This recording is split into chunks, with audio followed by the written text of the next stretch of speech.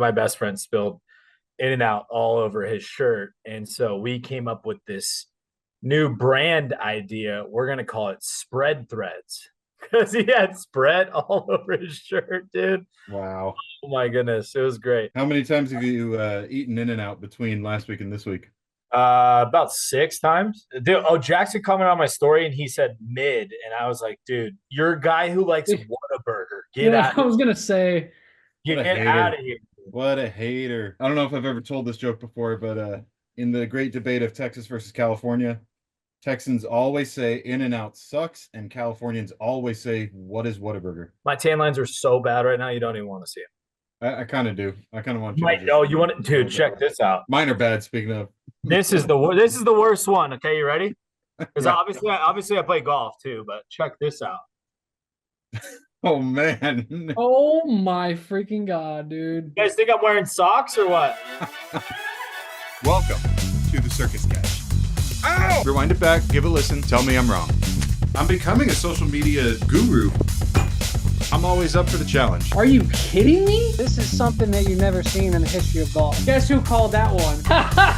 What more can you say? I am dubbed the Houston player hater. I don't have time to believe. I want that golden sombrero and have the heart of the champion, as some would say. You got butthurt. What is he thinking? Do you remember the bubble? Didn't really look too fancy in my eyes. I do have a couple W's in my belt. Is he the greatest of all time? It is like magic.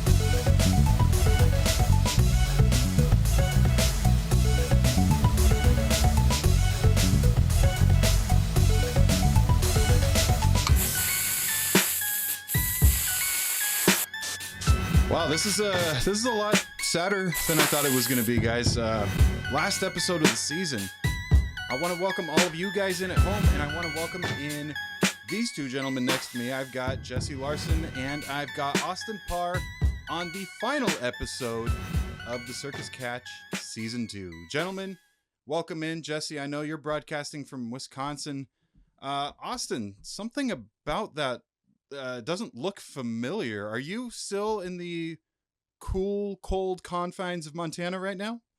Well, no, but also Montana's got some great weather going on right now. But we are back in California. It's wedding week for JuJu and I, and Kobe Bryant Day comes Saturday. It's going to be our wedding day. We're at the Westlake Village Inn here in Ventura County. Couldn't miss the last episode of the season. Let's get it. All righty. Well, thanks for joining us, both of you guys. Can't wait for you to be officially Mr. Austin Parr.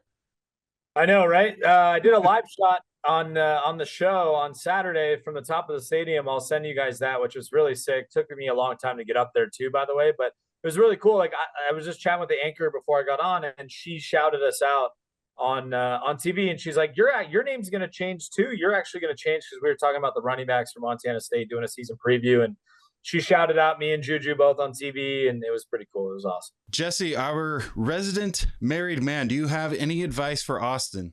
Yeah. Please bring it on. Let's see. You got to represent for you and Jackson too, by the way. Oh yeah. Hey, I can't be the resident married man because Jackson's also married. I've been married the longest out of everyone, but hey man, it's not perfect. It's never gonna be perfect. Don't expect it to be perfect, and just live in the moment. Love it. I always feel like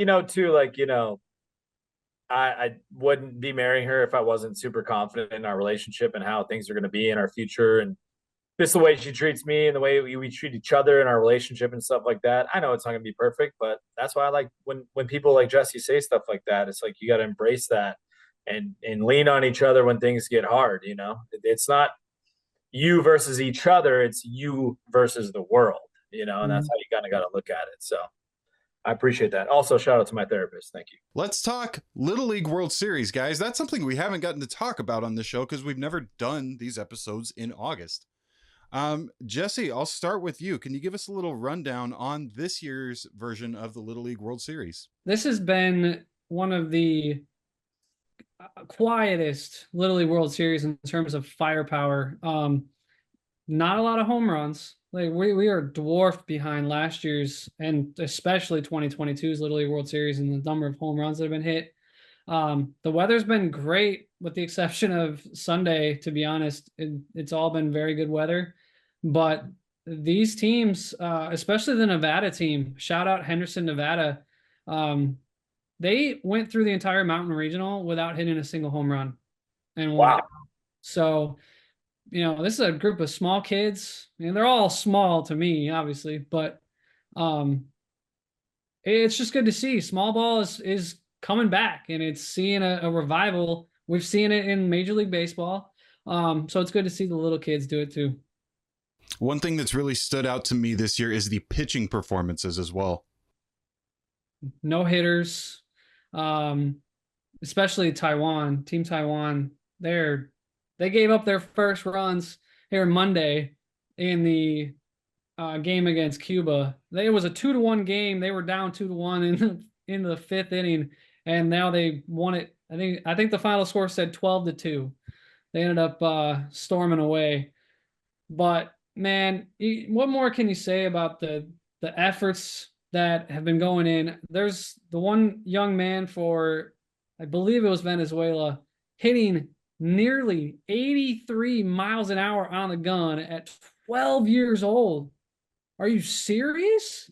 That's insane to me. Like, I can't even fathom that. He had 5 pitches that broke 75 miles an hour, which would be the equivalent of 104 at the major league level. It hurts my shoulder just thinking about it. I know. Same. And Jordan, we did talk about this too, and when we were doing the MLB season preview, why so many guys are out with Tommy John surgery and all that crap.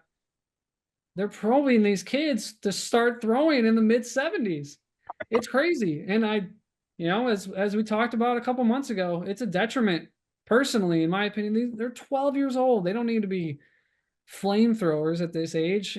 Save that for when you're in the minor leagues or in college or something. I don't know. We've seen a lot of major leaguers come through here, and I feel like it's more prevalent than it ever has been. I do want to shout out and highlight one young man who, on August 16, 2013, became the first pitcher since 1979 to throw an extra inning no-hitter in the Little League World Series. He did it for the East Lake Little League team. And just a couple days ago, August 17, 2024, that young man got called up to the big leagues. His name, Grant Holman. His major league team, the Oakland A's.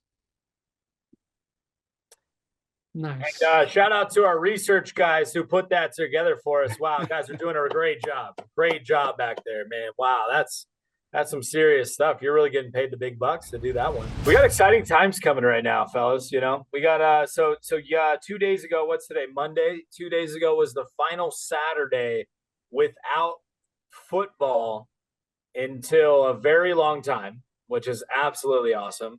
We got some playoff baseball coming up in about a month and a half, NFL season kicking off. These are exciting times right here. I'm just saying. Oh, and then also we're really close to what is that? Choketober for the Dodgers, so they'll probably lose in the first round. It's great times. Yeah. Did you only make fun of it first so we couldn't make fun of it? Yeah, you just get ahead of things, right? You just jump out in front, so it's fine. I'm already telling all my friends, like, yeah, dude, look they blew another game. It's exactly what they're going to do in October. They don't have a bullpen. Perfect, great. Really took the fun out of it for me. I know. Never change, Justin. Never change. Yeah, but Mookie did come back, and he's been ripping the cover off the baseball too. So that's pretty nice to see. But he's been the usual highlight reel on the defensive side as well. Especially those games that he's played in right field. He's made some phenomenal catches already. I love the catch he had the other night, and he was just like, he had it in his glove, and he was just like, he was smiling. the catch? Yeah. We'll let that slide, I guess. Yeah. He was sliding, Oh, you know what else is exciting? So total random thought, and you guys probably don't even care, but standalone game next week for Montana State. FBS opponent, New Mexico. Yeah, I know Jesse knew. I knew Jesse knew, but they're the only time slot the only game during that time slot, which is a perfect opportunity to put Montana State on the big time map, baby. 95 with thunderstorms, by the way. It's just interesting. Like, they have so many unknowns, like with their players. They got a brand new head coach. Like, I was talking to a lot of the players at camp. I was like, what are you guys thinking about New Mexico? And it's like, They're like, we don't know anything about them. Like, there's nothing to look at. Like, you have no idea really what they're going to be running until it happens. But they also said, like, we're prepared for a lot of different scenarios, and they know, like, dude, this team's got 23 seniors. Like, that usually doesn't happen. There's 3 classes coming together, 2019, 2020, 2021, because of COVID.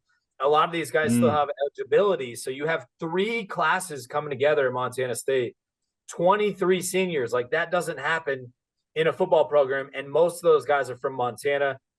Oh, dude, it wouldn't be a better start to their season than to get a victory against New Mexico, because their next 3 opponents are awful. And they would be 4-0 to start the year going to the conference play, which would be awesome. That's the perfect segue for us to transition to the college football segment, because like you were talking about, Austin, the senior-laden rosters, it's not just Montana State. This day and age right now, because of the NIL and the transfers, senior-laden rosters they're a thing now. It's been unheard of for the last 30 years, but because of COVID, because of NIL and transfers, it is just something that we have to watch out for.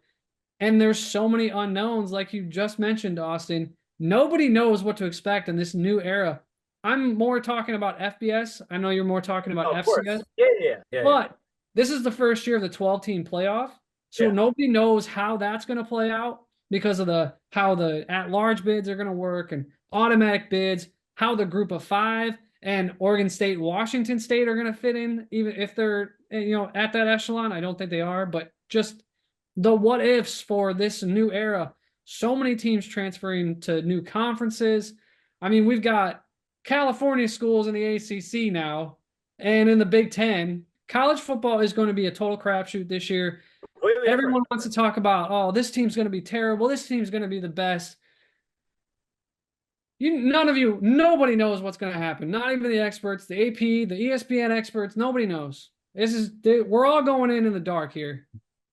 I was listening to a couple of guys talk about this the other day. Imagine if a school like Oregon comes into a new conference like they're in and just rolls some of those like year in and year out conference teams, like how bad that would feel for those teams, having a team like Oregon come in and absolutely steamroll them on the other side of the country. Like, that's going to be so crazy to watch.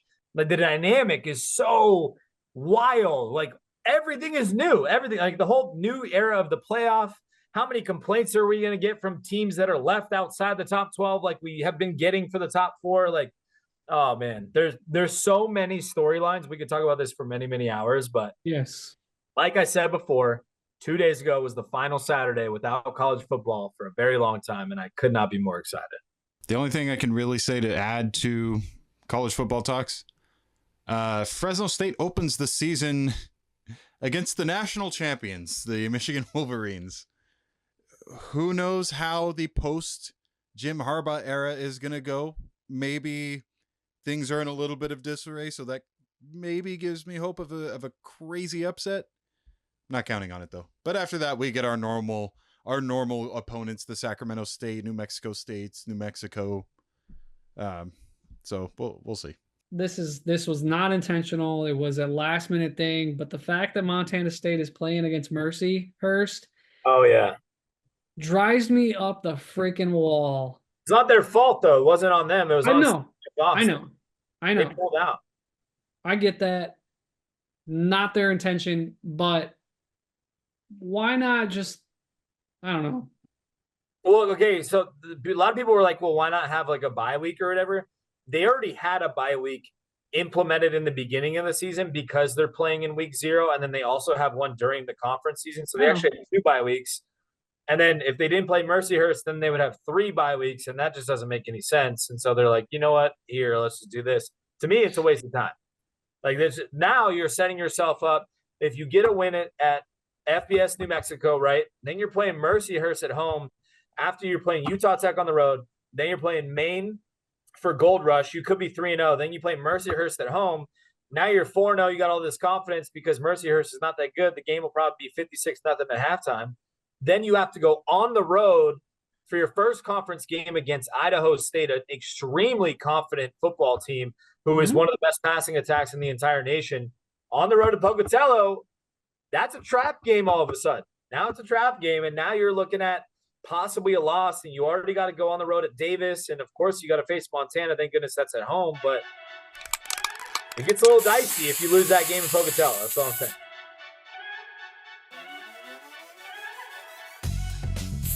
Guys, it's exciting times here on the Circus Catch, and do you know why? Not just for the other stories that we've covered so far, but because my favorite time of year is finally upon us. The NFL season. We are mere weeks away from the start of professional football at the highest level. Gentlemen, I want to go over these divisions with you. I want to go over what you think, and I want to get some predictions that we'll either look back at and laugh or call ourselves Nostradamus for. Yeah, let's start with the AFC East. The AFC East is the Jets, Bills, Dolphins, and the, who did I miss? Patriots? Patriots. You don't have to worry about that. Yeah. I We're think anybody has to worry about them this year. I'm not gonna try to go too bias intensive because the Bills have controlled, for the most part, controlled the AFCs for the last couple of years. But I do still think they are the better team in that division. It's going to be a 3-horse race, though. I do think that the Jets are going to improve. They're not a worst to first because they were not last in the division, Jordan. But I think it's going to be a tight race, and it's going to come down to the last week of the season when you have all of the divisional games to tie it up. And the Bills are going to be in that, and I think they're going to come out on top. I would venture to say they'll be like in the 11-6, 12-5 range. That would be my guess. But I'm excited for this season, actually, in the AFC East, because I think all three teams, Patriots not included, are going to be good.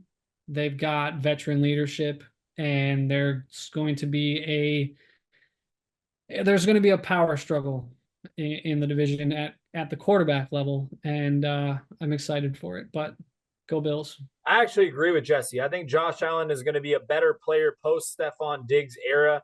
There's less drama in the organization, less things going on. He can focus on being a football player, not focus on giving the ball to Stephon Diggs, who's crying when he doesn't get enough targets. And also, I do think Miami is actually going to miss the postseason. I don't even think they're going to make the playoffs this year. Tua, we've seen one solid year from Tua. Since he's come in the NFL 4 years, we've seen one good year. He just got his contract. I know Tyreek did as well. I will still draft Tyreek Hill #1 in fantasy, but I don't think the Dolphins will win the division. I do think the Bills will, and I haven't seen anything from the Jets. We haven't seen anything yet. We haven't seen Aaron Rodgers play a whole game, so not worried about them. Go Bills. You know what Aaron Rodgers is capable of. Yeah, he tore his Achilles, man. All bets are off. Any athlete that tears their Achilles coming back from an Achilles injury is arguably the worst injury to come back, or the hardest to come back from, and especially at the quarterback position when you're planning on those feet like that. I just haven't seen anything yet. I've seen nothing, so I'm going Bills all the way. I agree with you, Jesse, that it is going to be a 3-team race. Obviously, Patriots excluded. It's still weird to say, after 20 years of dominance. No. As a Steelers fan, it's a great thing to say. As a Rams fan, trust me, we lost 2 Super Bowls because of that MFer. We beat them twice in 20 years. Shut up, both of you. I think losing 2 rings is more important, but I digress. So anyways, yeah, I think it is a 3-horse race. I think that the Jets have so many talented pieces, and I think that Zach Wilson held them back tremendously. Even getting a semi-healthy Aaron Rodgers is a good thing for this team.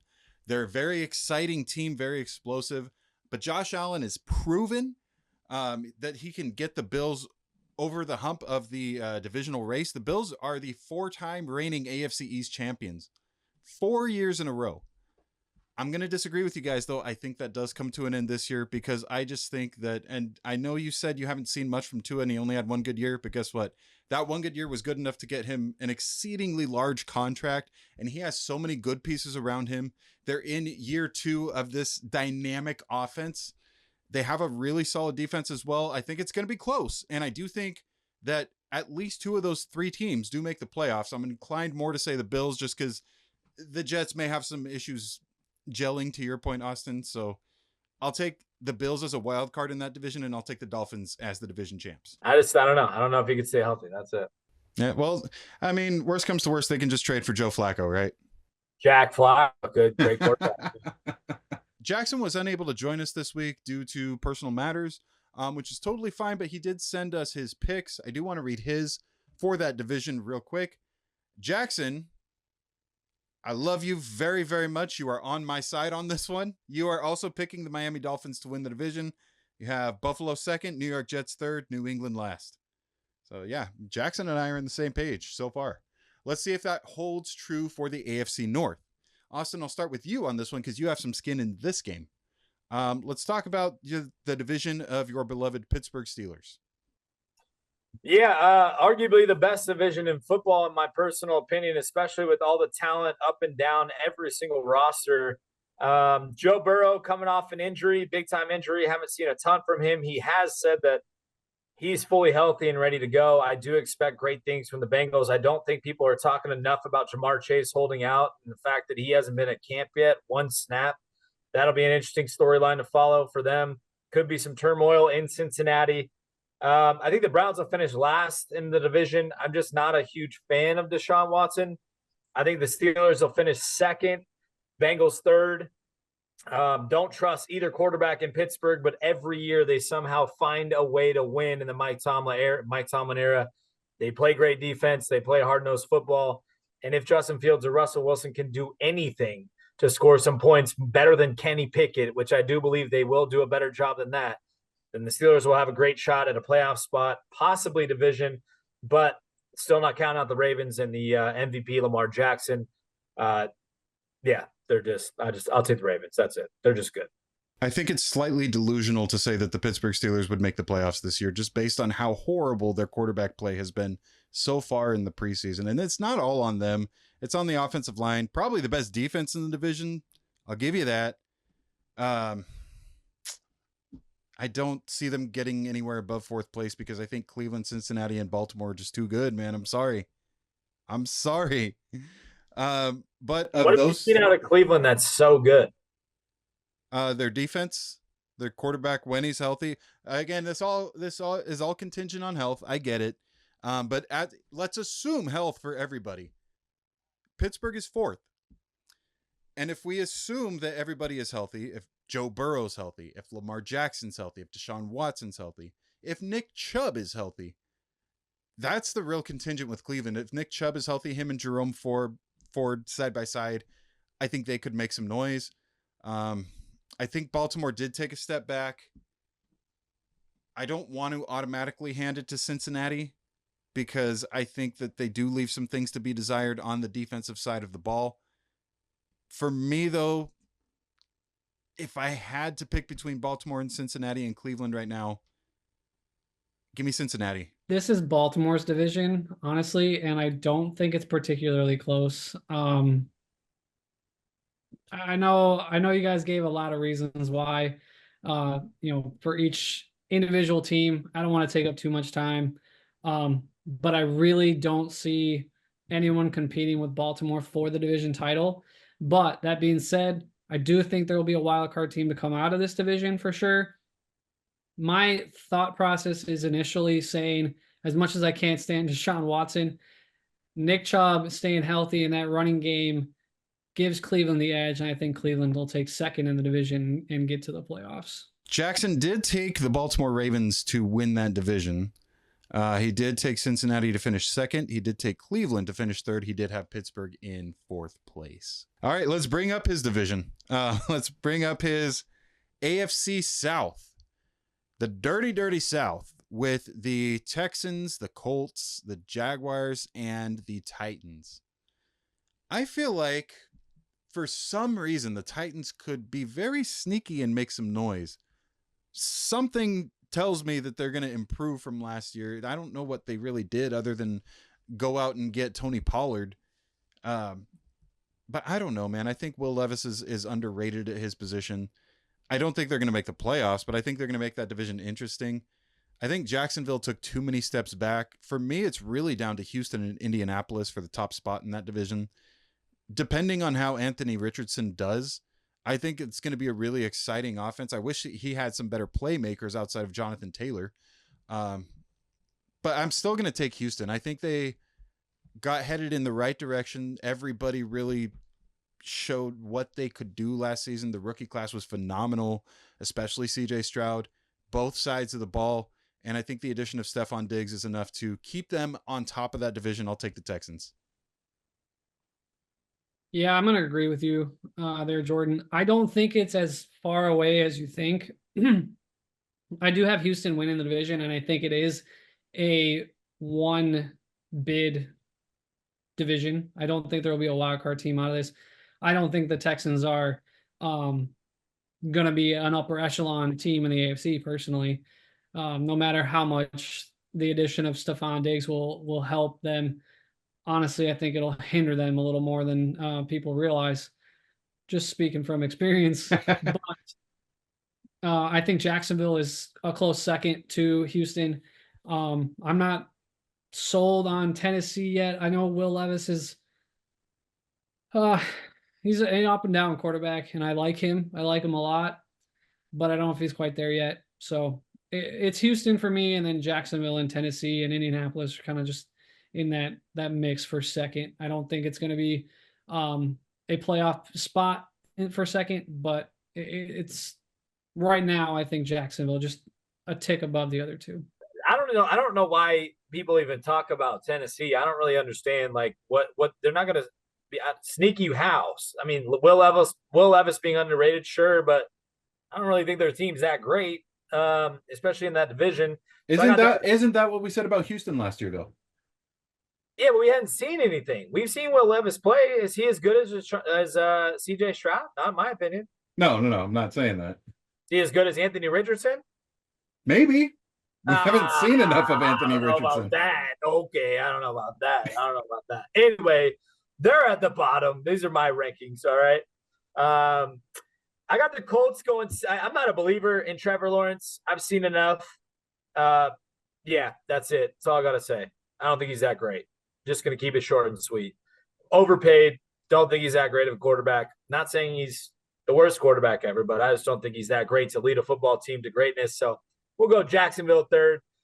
The weapons part about Indianapolis is probably the biggest question marks for them for Anthony Richardson. But I've just loved what I saw from him last year and the way he was able to just make plays no matter what. He is absolutely electric. He's almost much watch TV, in my personal opinion. But we'll still give it to the Texans. They obviously added another wide receiver, even though they didn't even have to. Nico Collins is probably one of the most underrated wide receivers, especially in fantasy football. And also, we saw what happened with Tank Dell. Hopefully, they understand that you probably shouldn't have your tiniest receiver as a slot receiver blocking on a running play on the inside run. What are we doing there? Stupid idiots. They should all got fired. All of them.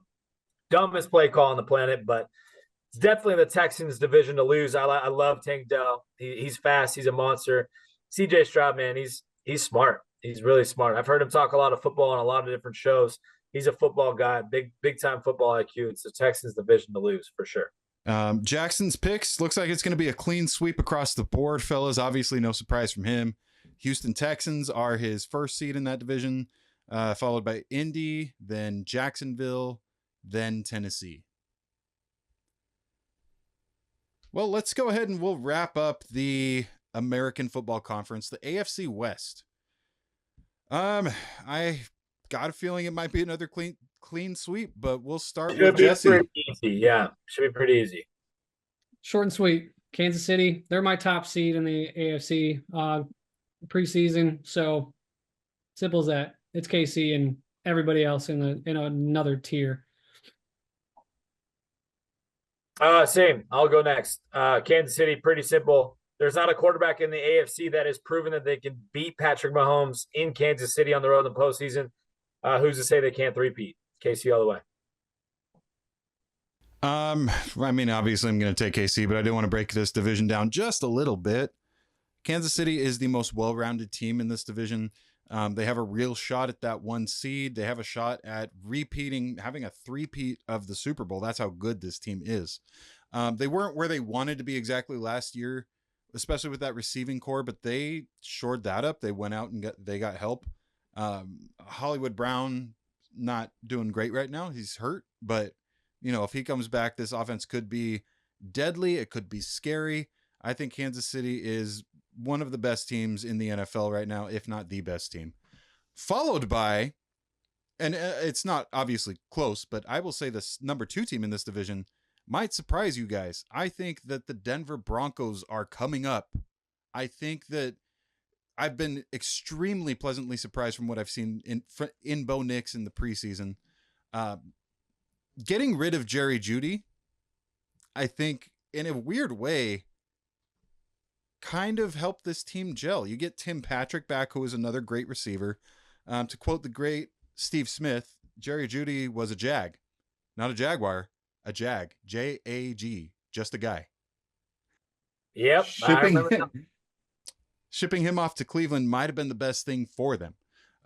So I think the Denver's on the come up. I think they're a fringe wildcard team, but I won't predict them getting in this year. Man,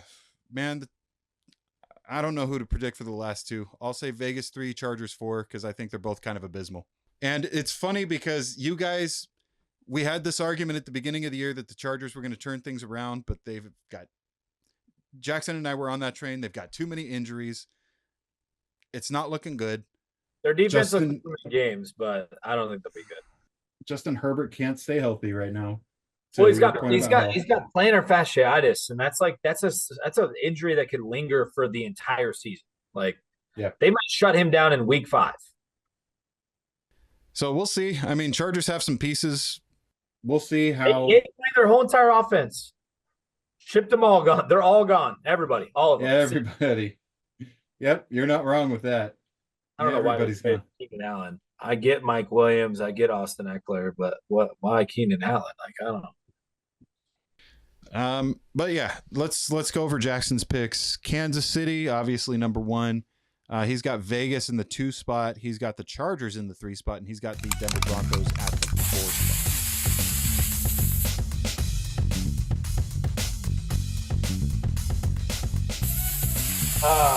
Excuse me, my beautiful wife to be knocked over my sign. She says hello. Hi. The most unpredictable division of what the last how many years has been since we've had a repeat division winner? It's been a long time. Wasn't it the Eagles with Andy Reid, like mid 2000s? Yeah, it's been a long time. Yeah. This is tough. Like, the Cowboys won't pay their players, so that's always a big question mark. And the Cowboys are always going to cowboy. They love to find ways to lose football games, but they also just like kind of win football games every year too.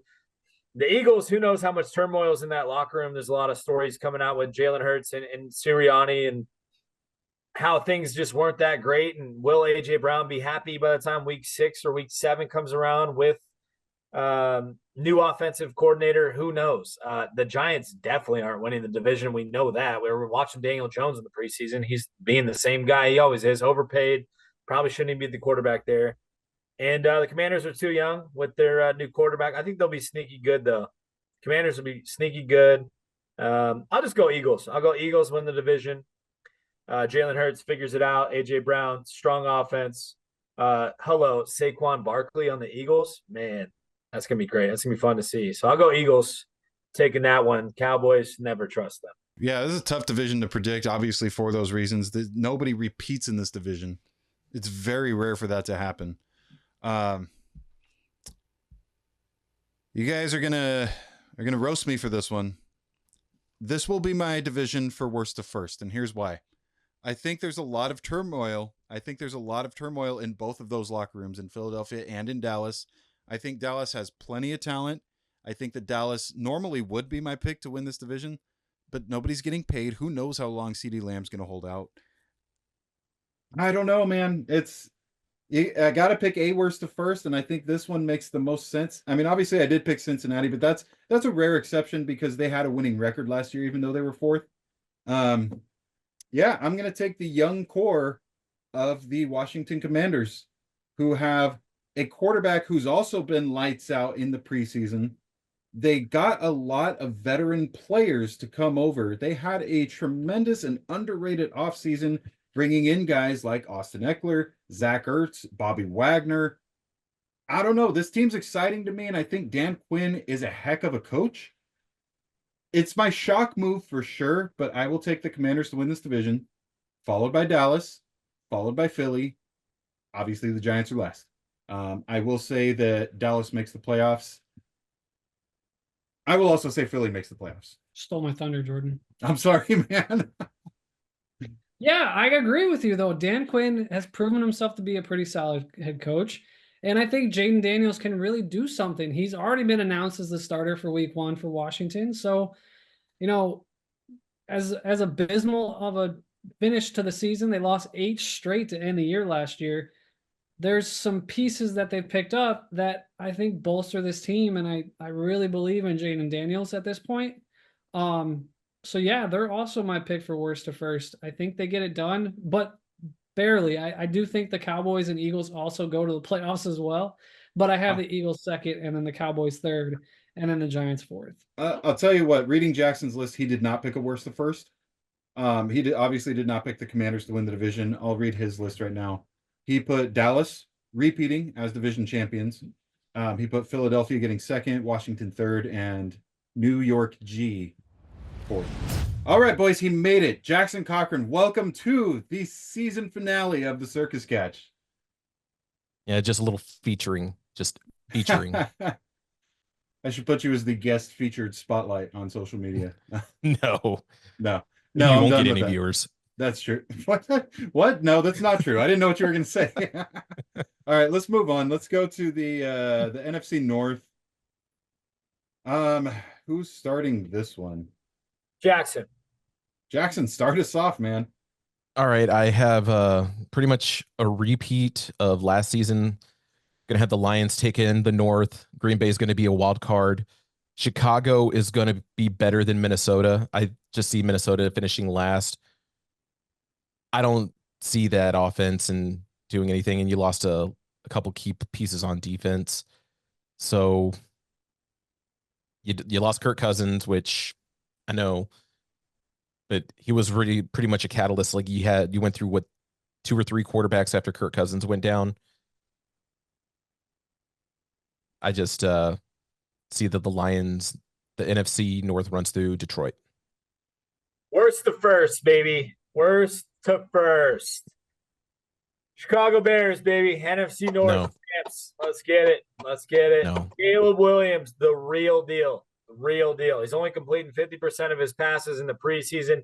Doesn't matter. Dropping dimes. Absolute insane offense they put around him, including shoring up that offensive line, something they did not do for Justin Fields the entire time he was in Chicago, and they wondered why he failed. They bring in Keenan Allen. They bring in all these pieces. Swift in the backfield.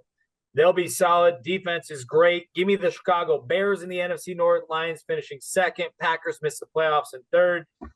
And, the other team in fourth. Yeah, I'm with Austin that I think the Bears improve under Caleb Williams. You guys know I've roasted Caleb Williams endlessly last season. However, I do think he can play with this group. Like Austin mentioned, the big key was that offensive line was absolutely dreadful in Chicago for the last 3 years. But they've improved that. I still think Detroit wins the division, and I still think Green Bay is second, but I think Chicago is right there with Green Bay for that second spot in the division, and they will be very close to a wild card spot. They're going to just miss out in week 18.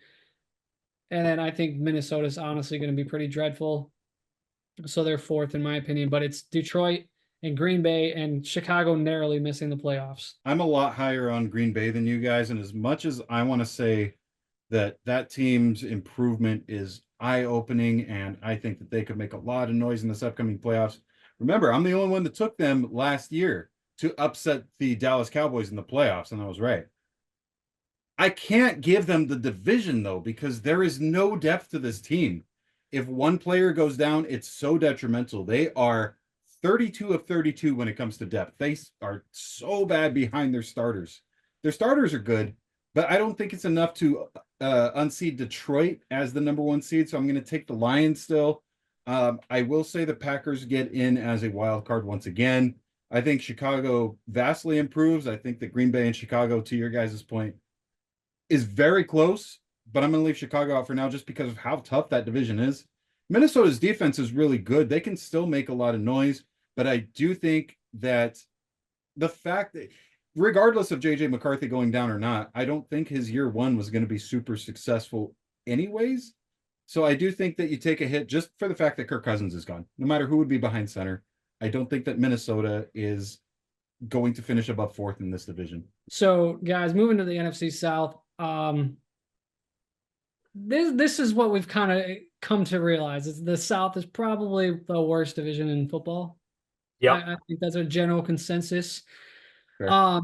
But had it not been for the Panthers' absolutely dreadful season, this would have been another worst to first for me. With the way the Falcons finished the season out last year, it was awful. Austin, you and I just destroyed them basically. Oh yeah. Even though the fact that they have good pieces on this offense, and then in the offseason, picking up a guy in the secondary like Justin Simmons, I think that vastly improves Atlanta's secondary and their defense in general. And I think the Falcons come out on top in this division. And I think Tampa Bay second, New Orleans third, and Carolina's just too far behind still. They're going to be in 4th. Kirk Cousins, obviously strong, solid quarterback. The biggest thing they needed was somebody who knows how to utilize the offensive weapons in Atlanta. Like, there were so many weapons last year. How many times did we talk about it, how they just mismanaged Bijan Robinson and Kyle Pitts and Drake London? Like, these guys are talented offensive players. They add a piece on defense. They've got a new coach, new coordinator, stuff like that. I think Atlanta runs with the division. I don't trust any of the other quarterbacks. Baker's been strong in Tampa Bay, don't get me wrong, but I will take a coming off injury Kirk Cousins with that explosive offense over Tampa Bay. Give me the Falcons. I'm going to go with Tampa Bay actually still taking the South, then Atlanta, then New Orleans, and obviously Carolina finishing last. I think just the fact that out of all the quarterbacks that are getting paid high contracts now, Baker actually was cool with just taking a smaller contract. You still have a lot of key offensive pieces that are there, and you still have that defense still intact from previous seasons. That you saw Baker start to find his mojo a little bit later on in the season where they came in. It's a weak division. I don't see that. I could see Atlanta doing the turnaround. That's why I have them second, but I still think that it's going to run through Tampa. Fire those cannons. NFC South, I do think that this division is vastly improved, which isn't saying much considering how bad it has been. The addition of Kirk Cousins really does put Atlanta at a different tier because for those reasons that you guys mentioned, they were about a quarterback away from being a true contender. And I think they have that contingent on him coming back strong from his injury, of course. But for that reason, I have Atlanta at the top, not quite running away with it, Austin. Like you said, I think that to Jackson's point, Tampa is still a really good team. And I think Tampa makes it close. New Orleans improved as well. And I can't believe I'm saying this because of how much of a fan I am of this human being. I don't think Derek Carr is the right quarterback for New Orleans. I don't know. Oh, I hate to say this because Fresno State and all that. I question his leadership there. In Oakland and in Vegas, that was his team. He was the unquestioned leader of that team. It was Josh McDaniels that had an issue with him that ran him out of town. And he gets to New Orleans, and he's clearly frustrated from day one that he can't command that offense. So I have New Orleans at 3. Carolina is going to be a couple seasons away from being any good at all. They've got some pieces, but it's going to take a couple of off seasons. So Carolina is 4th for me. Anyways, I will move on to the NFC West now, and I'll go ahead and I'll kick this. What's that? I got to hear this. It's not as fun of a take as I would like it to be. I'm not putting my Rams first in this division. I think the Rams took a small step back. I think we had a really good draft again, and I think we have really good players. But overcoming the loss of Aaron Donald, man, that's going to take a little while. because Aaron Donald took up at least 2 of your offensive linemen every single play, sometimes 3. How do you overcome that? Well, you have guys like Kobe Turner on the front lines. Not going to be the complete answer to what the Rams are looking for. They just have to be better to be able to overcome that. So I think the Rams took a little bit of a step back. I think the Niners took a little bit of a step back, guys. I don't think that they are the favorites in the NFC right now. I think they're still a really solid team, and if they made the Super Bowl, it really wouldn't shock me. I still have them winning this division once again. But they took a step back. Rams took a step back. I'll say the Rams go from 2nd down to 3rd because I think Seattle was a good team last year, and I think that they're a little bit stronger this year. They have health. They have key pieces in place. As long as Geno Smith can play how he was playing, I think that they improve. Arizona, while I have them 4th, I think that they significantly close the gap, specifically with Marvin Harrison being there. And I think this division is becoming one of the toughest divisions in football, not just record-wise, but because the teams are so close. I can see this being the next AFC North. I like where you went with Seattle improving and the other 2 in front of them taking a step back, Jordan, because I actually have Seattle winning the division this year. I think San Francisco's right there. They're going to be, they might tie or something and it'll come down to a tiebreaker, but I think Seattle gets that division. San Francisco's 2nd. The loss of Aaron Donald, like you said, Jordan, is just too much. Kobe Turner's not anywhere in the echelon of Aaron Donald. As much as I dislike Aaron Donald, to be honest, he's a phenomenal and first ballot Hall of Famer without question. That is going to vastly dictate how that defense operates. I mean, I'm not even convinced they'll run the same scheme now that he's gone. They're 3rd, and I think Arizona's honestly a distant 4th. But Seattle comes out of that, and I think San Francisco gets the playoffs as a wild card out of that division. I'm going next. What are you guys talking about? What is it? What am I missing something? What did Seattle greatly improve at? I'm not really understanding what you guys are talking about. Okay, here's the thing. I got Seattle not even winning 8 games this year. Not even winning 8 football games. Definitely San Francisco's division to win, 110% without a doubt. Whether they have Ayuk at the start of the season or not, they still got McCaffrey, they still got Debo, still got a strong defense. Goes through the 49ers, in my personal opinion. Do we remember what the Rams did last year? Anybody? They were 3-6, and then what happened? Then they won 7 out of 8. Yes, and they made the postseason, right? Very gritty style run by the Rams. Man, I believe in them. I know they lost Aaron Donald. I get it, but I still believe in the Rams. I got the Rams finishing 2nd. The Cardinals, they're not that great. They'll finish 4th, but I got Seattle finishing 3rd, and it's not that great. I mean, I really don't think Seattle is going to be a playoff team this year. That's my personal opinion. Oh, and shout out Ty Okada, Seattle Seahawks. Go Ty. Oh, wow. Well, I guess I'm closing this one off. Well, I already know your picks because you sent them to I me. know you know my picks because I sent them to you. Wait to hear this one. Well, I do have San Francisco winning this division. I do have the Cardinals finishing 2nd and actually winning a wild card spot. Whoa! Then it'll be the Rams and then Seattle Seahawks finishing last. I do think that the Cardinals have a really good defense and a defensive-minded head coach with Shane Steichen. And the fact that you have Kyler Murray coming back, while he was 3-5 coming back, but he was 10 for 5 with his touchdown to interception ratio. And that's just coming off of his injury. Now you have Marvin Harrison Jr., who's going to be his favorite new target. You still have James Conner carrying the rock in the backfield. I like the Cardinals could potentially be that dark horse pick that could be the lowest seed of the wild cards for me. How many video games do you think Kyler Murray played this offseason? I don't know, and I don't care. Hey, I'm not going to follow the media trends, okay? No, you're supposed to say he's taking it seriously this year. That's why the Cardinals. I'm sorry. He's taking it very, very seriously this year, Austin. What do you think? He's actually ready. He's out there to compete. He's there to win. He wants to win a Super Bowl. Nah, with college football 25 out, man, that dude's playing video games. Oh yeah, for sure.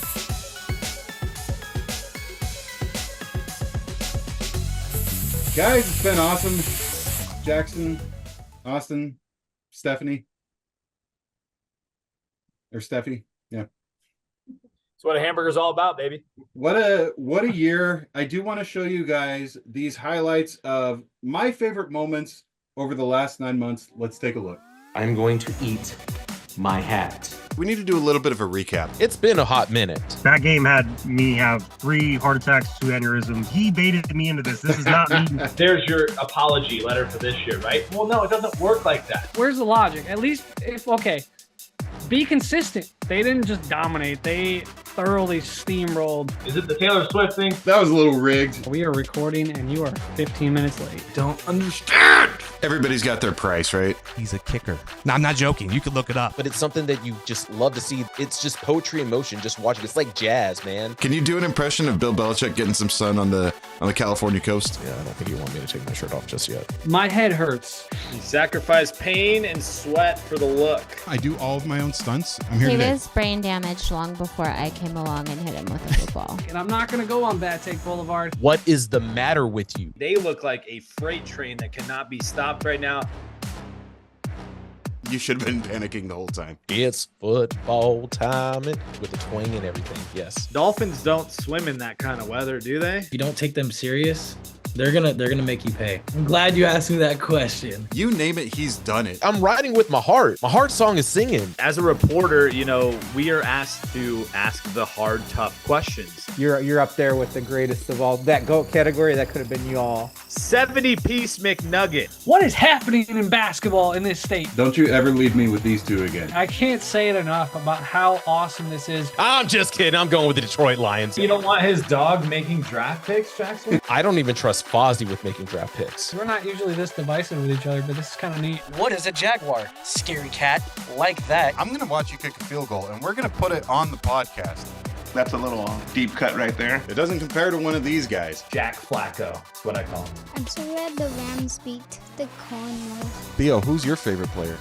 Aaron Donald. One guy doesn't do it himself. But I do think this is, unfortunately, a stain on his legacy. George Kittle was a ghost out there. We'll just let everybody in. Who cares? You can see the signs. They're there. Yeah, I'll take that bet all day. The record breaker that she hit was from the freaking logo, man. Yeah, I knew the pitchers were pretty erratic, so I'm like, why am I going to swing at this? That's why we play sports, to win. That's an interesting take. I want this man traded. What's the deal with baseball pants? The new MLB pants are as transparent as Rob Manfred's execution of punishments. That seems unimaginable to me. Ringing bells here. We need more props.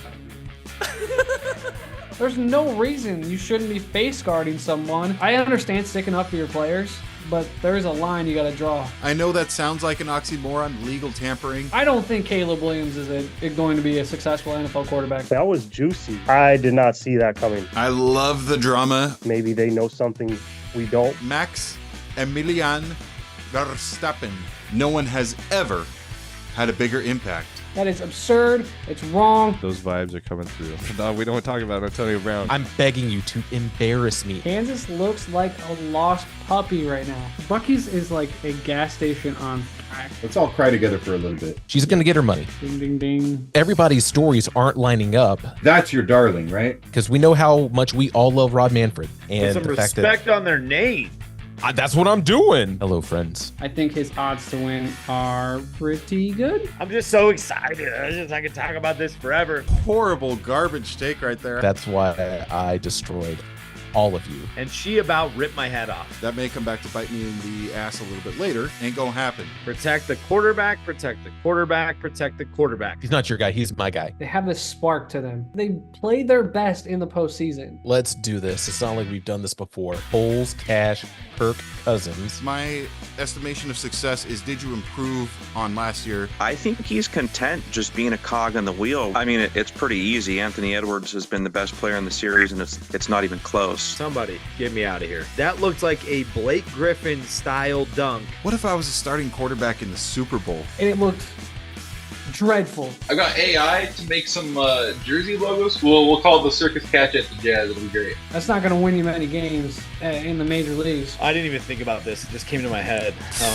What I did last time. Do you want to be the Lake Show or do you want to just be a sideshow? I'm going to disagree with both of you. The stars at night are big and bright, deep in the heart of Texas. This is one of the most Mickey Mouse title runs that a team has ever seen. Big time rookie mistake right there. I think he's on a milk carton in Minneapolis somewhere. I kind of predicted the finals. Here, we'll give you your flowers. That is one of the most incredible catches I think you'll ever see at the college level. The energy inside that arena was palpable. Nobody thought that he was going to be that good right away, right off the bench. Medial retinaculum. Nobody's really superstitious, but they're all a little stitious. He clearly cannot play in Boston. He's got that dog in him. I don't know if I wouldn't be crying after that. The tables have turned on my bias towards Luka to Kyrie. Oh, God. I almost took a nap before we started to record, so I'm glad I didn't. This team was the pinnacle of mediocrity. Would you say that the Oilers ran out of fuel? Beware of anomalies. Frankly, I'm a little sick of it. What are you doing, man? Like he is charming, soft, toilet paper. This is now a heated rivalry, and they just hate each other. You can't blow a story so far out of proportion that it's just simply not true. Episode 50. My awards coat, you know, it's got the velvet on there. The great Jackson Cochran once said, "I'm going with my heart." I will wake up at 5 a.m. to watch Wimbledon all day, every day. LA Lakers, you can. Oh, he left. It kind of makes me want to throw up in my mouth a little bit. The only person that can beat him are the law enforcement officers that arrested him and put him in jail. He has a superstar girlfriend in Taylor Swift. That's not your bag yet. Summer or winter doesn't matter. Why would we talk about anything else? I was very optimistic until training camp. I think they accomplished both of those. International superstar. I don't know who you think you are. You can kind of see that you were a little puckered watching that game. You don't really see much light at the end of the tunnel. Homegirl stole some of my moves. I'm a little upset about that. It hasn't panned out for him this year for one reason or another. I think I deserve some credit for that. Little brother syndrome. I made sure to hit record on that one first. Guys, it's been an honor.